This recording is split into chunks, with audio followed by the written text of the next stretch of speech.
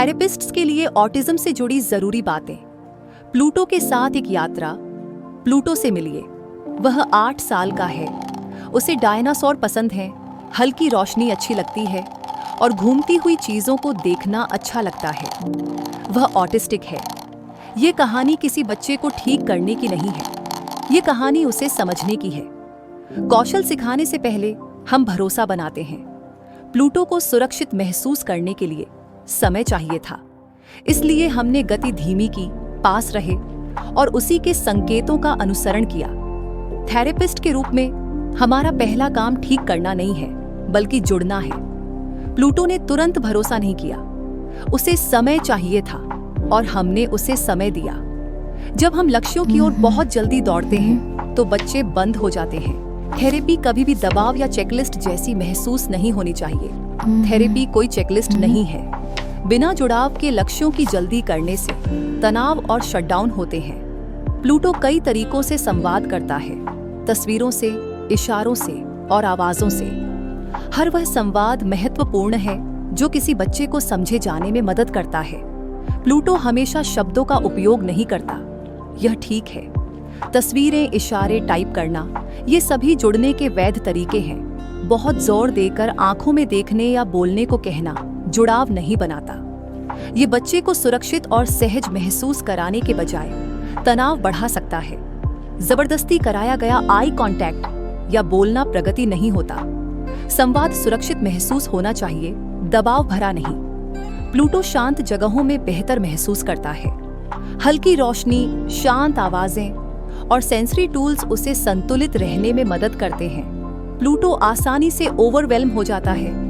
तेज रोशनी और तेज आवाजें उसके लिए कठिन होती हैं। हम जगह को उसके समर्थन के लिए ढालते हैं, उसे और उत्तेजित करने के लिए नहीं। हिलना, हाथ फड़फड़ाना और घूमना बुरे व्यवहार नहीं है। ये शरीर को संतुलित और सुरक्षित महसूस कराने में मदद करते हैं। हाथ फड़फड़ाना, झूलना, घूमना ये समस्याएं नहीं हैं, ये स्वयं को नियंत्रित करने के साधन हैं। इन्हें मत छीनिए। डायनासोर के प्रति प्लूटो का प्यार उसके सीखने में मदद करता है। उसकी रुचियां ध्यान, संवाद और खुशी के स्वाभाविक रास्ते बनाती हैं। डायनासोर के प्रति प्लूटो का प्यार कोई ध्यान भटकाने वाली चीज नहीं है, ये एक पुल है।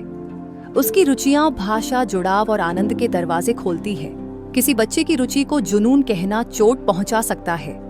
जो चीज आराम और खुशी देती है उसे छीना नहीं जाना चाहिए। इसे मत दबाइए। जो आपको जुनून लगता है वही उसके लिए जुनून, खुशी और पहचान है। जब प्लूटो परेशान होता है हम उसके साथ रहते हैं। हम धैर्य और समर्थन के साथ उसे शांत होने में मदद करते हैं। जब प्लूटो संघर्ष करता है हम उसे दंड नहीं देते, हम साथ साथ नियंत्रित होते हैं।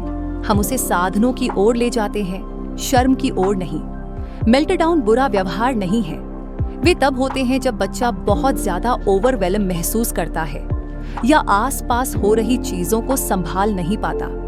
मेल्टडाउन गलत व्यवहार नहीं है, वे संकट के संकेत हैं। सहानुभूति से जवाब दीजिए, अलग थलग करके नहीं। प्लूटो को विकल्प देना उसे सुरक्षित महसूस कराता है। छोटे छोटे विकल्प भरोसा बनाते हैं। प्लूटो विकल्पों के साथ फलता फूलता है। सहमति भरोसा बनाती है, यहाँ तक कि छोटी छोटी बातों में भी। बच्चों को भी ना कहने का अधिकार है। सहमति मायने रखती है। सभी इंसान, बच्चे भी, ना तो कहने का अधिकार रखते हैं। इसका सम्मान कीजिए। समर्थन थेरेपी रूम से आगे भी जाता है। परिवार और शिक्षक इस रास्ते पर बच्चे के साथ चलते हैं। थेरेपी क्लिनिक में खत्म नहीं होती। परिवारों को साझेदार बनाइए, सिर्फ दर्शक नहीं। माता पिता पहले ही बहुत कुछ उठाते हैं, उन्हें समर्थन चाहिए, दोष नहीं। देखभाल करने वाले पहले से ही बहुत कुछ सहते हैं, उनका साथ दीजिए, उन्हें दोष मत दीजिए। प्लूटो को समाज में फिट होने की ट्रेनिंग की जरूरत नहीं है, उसे खुद होने के लिए समर्थन चाहिए। प्लूटो को घुलने मिलने के लिए प्रशिक्षित करने की जरूरत नहीं है, उसे खुद होने का समर्थन चाहिए। यही थेरेपी का भविष्य है। थेरेपी को कभी भी बच्चे की पहचान नहीं छीननी चाहिए। वास्तविक विकास सम्मान और स्वीकृति से आता है। थेरेपी कभी भी पहचान मिटाने के बारे में नहीं होनी चाहिए। विकास स्वीकार्यता से आता है, समाहित करने से नहीं। हर थेरेपिस्ट के पास धारणाएं होती हैं, अच्छे थेरेपिस्ट लगातार सीखते और आत्ममंथन करते रहते हैं। हम सभी धारणाएं रखते हैं। एक अच्छा थेरेपिस्ट बनने का मतलब है उन्हें लगातार चुनौती देना। थेरेपी बच्चों को हमारी दुनिया के अनुरूप बनाने के बारे में नहीं है।